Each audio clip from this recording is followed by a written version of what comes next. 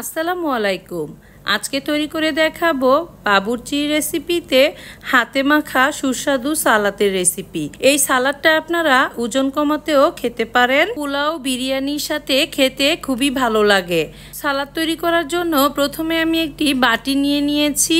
এখন বাটিতে আমি দিয়ে দিচ্ছি আগে থেকে কেটে ধুয়ে পরিষ্কার করে রাখা 3 কাপ শসা কুচি। এখন দিয়ে দিচ্ছি কুচি করে রাখা 1 কাপ গাজর কুচি, দিয়ে দিচ্ছি হাফ কাপের একটু বেশি টমেটো কুচি। এখানে একটা বিট কুচি করে রেখেছিলাম, সেটাও দিয়ে দিয়েছি। এখানে আমি ছোট সাইজের একটি ক্যাপসিকাম দিয়ে দিয়েছি। এখন 1 টেবিল চামচ কাঁচামরিচ কুচি ও 2 টেবিল চামচ পেঁয়াজ কুচি দিয়ে দিয়েছি।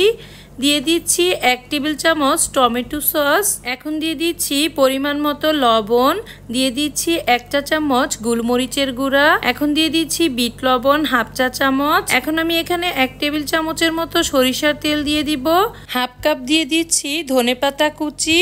সবশেষে দিয়ে দিব এখানে 1.5 কাপ টক দই। এখন আমি সমস্ত উপকরণ হাত দিয়ে ভালোভাবে মিশিয়ে নিচ্ছি।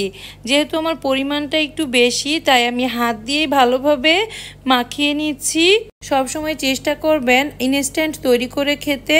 বেশিক্ষণ আগে মাখিয়ে রাখলে সালাতের মধ্যে পানি উঠে যাবে। এখন আমি পরিবেশন করে নিচ্ছি।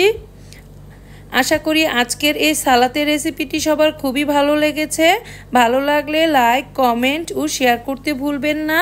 সুস্বাদু ও মজাদার রেসিপি দেখার আমন্ত্রণ জানিয়ে আজকের মতো এখানেই শেষ করছি। আল্লাহ হাফেজ।